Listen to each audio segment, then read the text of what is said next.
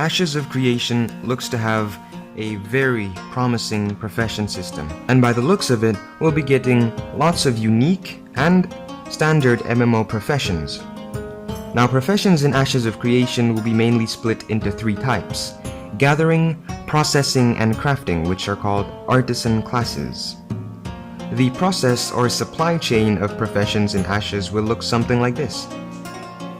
First, materials are gathered by the gathering professions, killing mobs and bosses, deconstructing items, or buying them from players. Second, these raw materials will then be refined through the processing professions. And finally, with the refined materials, crafters can then craft finished products and items like weapons and armor through recipes which are also obtainable through boss drops. Now, apart from the artisan classes, there will also be freehold professions such as owning a tavern and farming. But with that, let's get into the details of each of the artisan classes and how they work. Now on to the first artisan tree or artisan class of Ashes of Creation.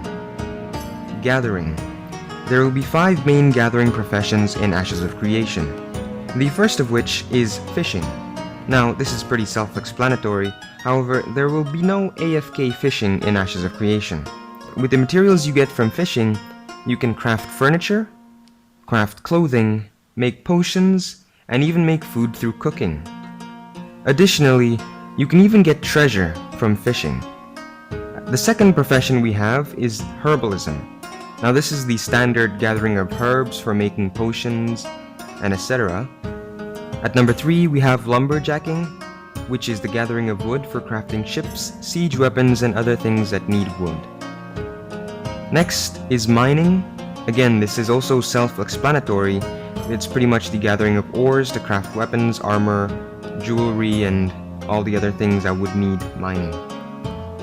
Lastly, we have taming. Now, this is an interesting one because you can tame mounts that you can eventually ride, or you can even tame battle pets that help you in combat. Mounts can even be underwater mounts if you can manage to tame underwater mounts, which is possible in the game. For gatherers, there will be different types of resource points or nodes you can gather from. The first is the one-time resource nodes that you can gather from. They won't respawn in the same place, however, and they will respawn elsewhere randomly in the world once they're depleted. There will also be large resource nodes that will have a larger amount of resources that can be gathered over time. These will eventually run out over a long period of time. These large resource nodes are called resource centers, and guilds can build freeholds, kind of like guild halls or settlements, around these resource centers. Now, in order to be able to gather, you'll need to make artisan tools. For a miner, the artisan tool you need would be a pickaxe. For fishing, it would be a fishing pole, and for a lumberjack, it would most likely be an axe or something of the sort to chop down trees. To make these tools or craft them, you don't need to know other professions. Artisan tools will be broken over time and will have to be repaired or recrafted. It's kind of like Minecraft. And also like Minecraft, to be able to gather higher quality resources, you'll need better or higher level artisan tools. So as you level up the gathering profession tree, you'll be able to craft higher level artisan tools. Being more proficient and higher level with the gathering profession tree will allow you to have longer durability with gathering artisan tools, as well as having higher quality resources and a higher quantity of resources to be gathered from the same resource nodes. Now, moving on to the second stage of the professions in Ashes of Creation, we go to processing. In Ashes of Creation, there will be 2 processing artisan classes in the processing artisan tree. The first is smelting, which is creating metal ingots from ores to be able to use it for crafting. The second will be animal husbandry. You'll be able to breed new animals that can be either mounts or battle pets from animals you've tamed. These mounts will have different stats and looks from the base ones, so combining 2 base creatures could get you a powerful and very cool looking creature that also may be unique in the world.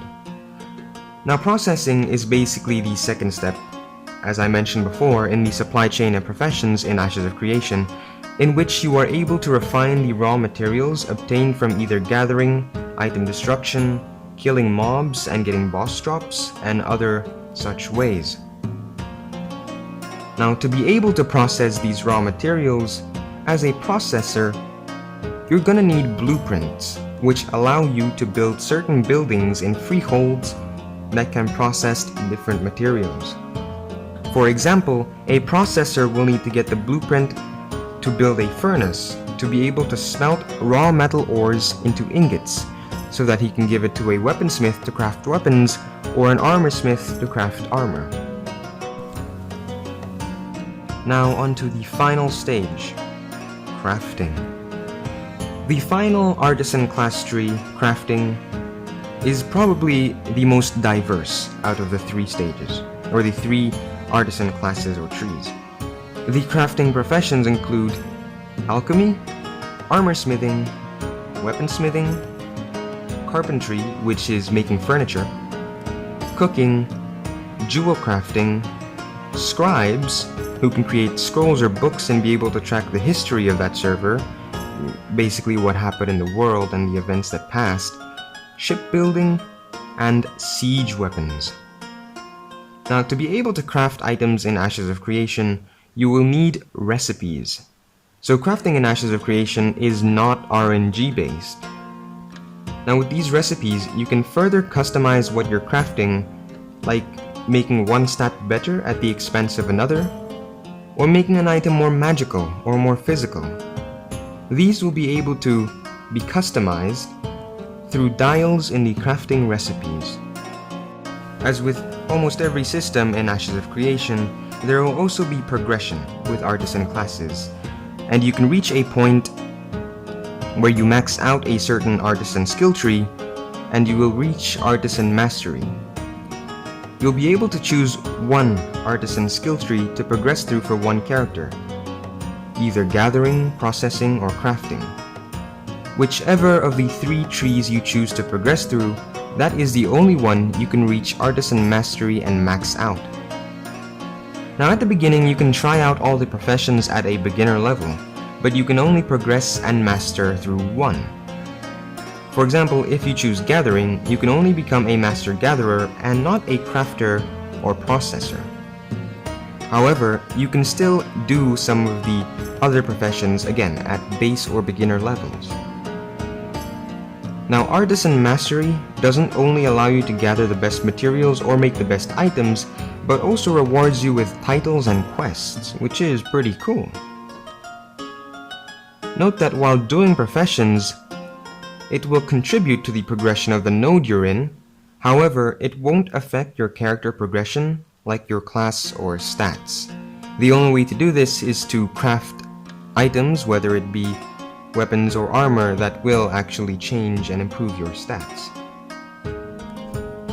That's pretty much all we have so far on Artisan classes and professions in Ashes of Creation.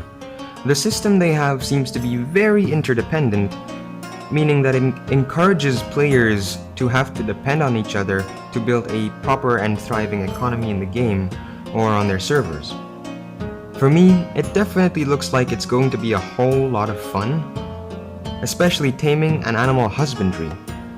I'll definitely be sinking hours into those, whether it be creating alts to try out all the professions, or maxing out certain profession trees and gaining Artisan Mastery on perhaps all three of the Artisan classes. Anyways, that'll be all from me. Don't forget to subscribe for more in-depth looks and guides on Ashes of Creation. Tell me down below in the comments which profession looks most interesting to you. That'll be all from me. I will see you all later.